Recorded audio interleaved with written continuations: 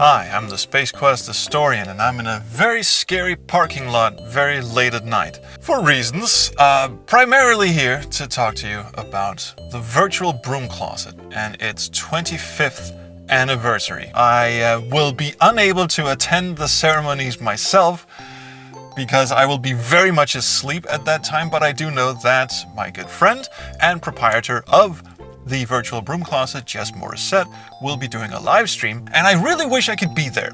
I really wish I could be there. He even invited me, lovely chap that he is, invited me to join him in celebrating the 25th anniversary of the virtual don't worry, I'll get to what it actually is in a moment, of the virtual Broomcloset at 4 a.m. my time. I sadly had to decline, although I hope in the future, for, I don't know, the 26th or the 28th or the 30th anniversary or the 50th, I don't know, I will somehow be able to be there and celebrate with him in person. So, what is the virtual Broomcloset for those of you watching this video on my channel and having no idea what the hell I'm on about? Back in ye olden days of the mid-90s or so, there was a website.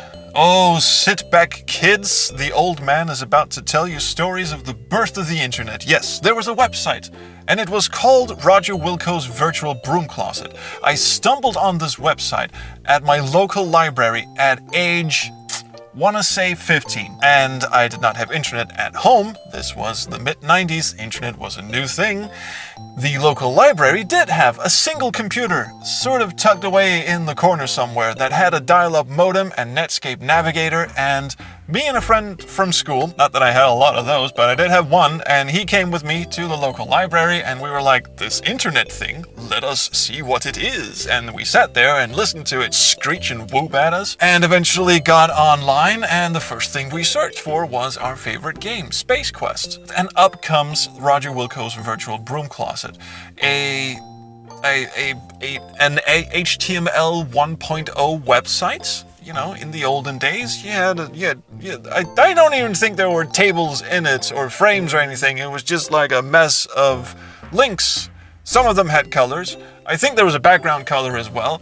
It was all Times New Roman. It was the birth of the internet. I somehow figured out that there was this free email service at the time called Hotmail. I signed up for a Hotmail account at the local library and used that to email the person with the contact address at the bottom of the virtual Broomcloset. And I think maybe half a week or a week passed, or maybe even just a day, I don't know. It seems like a long time, but it might have been the next day. My friend and I went back to the library, and to our surprise, we saw that this person had, in fact, responded. And it was Jess Morissette. I don't remember exactly what I wrote because I was very young and very stupid. Stupider, I hasten to add. But it was something along the lines of, hey, your website is pretty awesome. Can I write anything for it? I think the first thing I wrote was a history of Space Quest as narrated by Roger Wilco. I posted that on Twitter earlier today. I'm going to regret sharing this because it is awful. But anyway, long story short, sometime later, me and the friend from school go down to the local library, check the virtual Broomcloset, and there's my words on the screen in front of us. Doesn't seem like a big fucking whoop at all, does it? These days you can piss in a glass and put it on the internet. You have a light trickle. But in those days, just the fact that we were dialing up and conversing with someone from the other side of the world, West Virginia as it turns out, was just mind-blowing. And to see something that I had written, sorry, my accent just went there, something that I had written on the screen in front of us that was not loaded off a local floppy drive or written by hand or something. This was something that was retrieved from the grand expanse of cyberspace down to the computer and displayed in front of us. That just sort of blew my mind. So I kept sending Jess shit. And when we eventually got internet at home, luckily my dad was a bit of a tech-savvy sort of person. I don't want to say one of the first, because we probably weren't, but we were pretty early adopters of the internet in my household. It was around 95. The lights just went out. What do I do to turn the lights back on in this parking lot? Let's turn on the house lights then. That's suspicious, isn't it? So when we got internet at home, dial-up internet, this is a bit of a god ray coming down, isn't it? When we got internet at home, I started sending him heaps of shit. You know, when you're a little 15-year-old snot and the dude you're communicating with is in college, he was very kind, very courteous, very encouraging of little young whippersnapper like me from Denmark with a very tenuous grasp of the English language, by the way. I hasten to add, tenuous slur. But I ended up contributing heaps of shit to the virtual Broomcloset. I wrote a couple of really, really dumb articles, and they're still up there.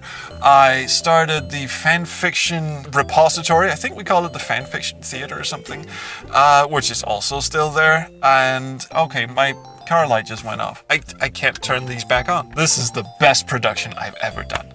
If I got something like this in which I would be honored, flabbergasted even. So, long story short.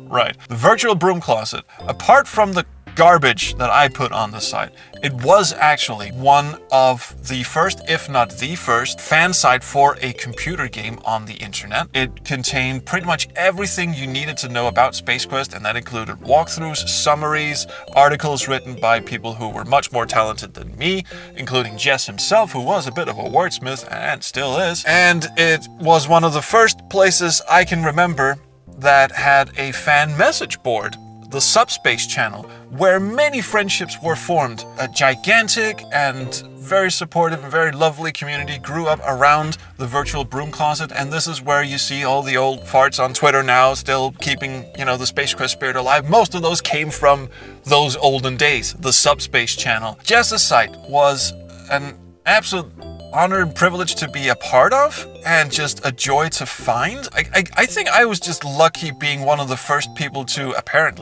contact Jess and go, hey, you want some young idiot to write some stuff, some content for your website? And he just goes, sure.